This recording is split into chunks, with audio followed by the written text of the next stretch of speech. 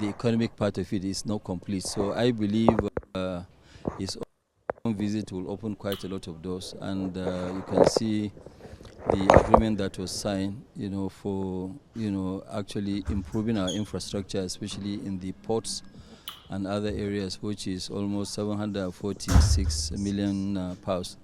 That's quite a lot. It has not been, it's not that easy dealing with British, getting this kind of money out of them. They too, they are struggling on their own. But I think this to show confidence. It's not about the money, it's about the confidence in Nigeria. So the moment that they do that, there will be other countries that will follow suit. So it's not the 746 million. We too can do that to any other country and invest. But I think it is something to show an appreciation of Mr. President's, good work, the infrastructure he has been building. This will help and complement. But there will be other countries that will do. Germany will come, so they will line up and start coming now. All right, sir. This is supposed to be a win-win situation. So how do you think Nigerian investors should make the best out of this? Well, for Nigerian investor, it has shown that we can also go to the same agency and tap the resources. It means that the agency now is open for business for Nigerians.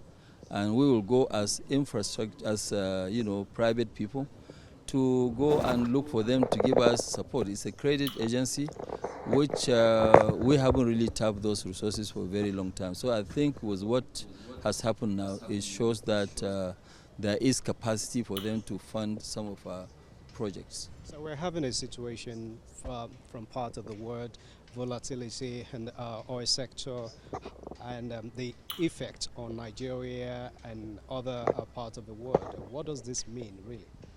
Well, it means quite a lot. We don't have much to do with it, but the world is a global village, and it definitely will affect us, unfortunately, but we pray this situation will be sorted out. It's not going to escalate. If it doesn't de-escalate, we'll end up paying, big prices. Like what I said earlier on to CNN. If you look at it today, Africa is very busy paying debt, and putting this again on top of us is going to add a lot of hardship on people, on the governments, on the people, on everybody. For something that we have no really any involvement in it. If you look at it now, when you talk about energy affects almost everything. And it's not only energy. Some people will try and take a chance and say, this is an opportunity, so let me make money. So if this thing doesn't de-escalate, it is going to keep going up and up and up. And governments cannot really now go and add salaries also. So people will really, really feel the hinge. People who are now doing, barbers, people who are doing bread, people who have industries, who have to fire their own generator.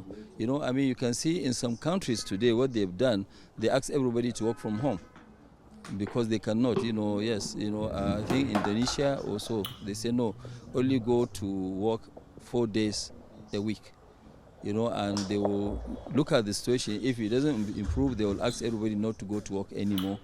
We will do like that time of COVID, where people will now go and work from home.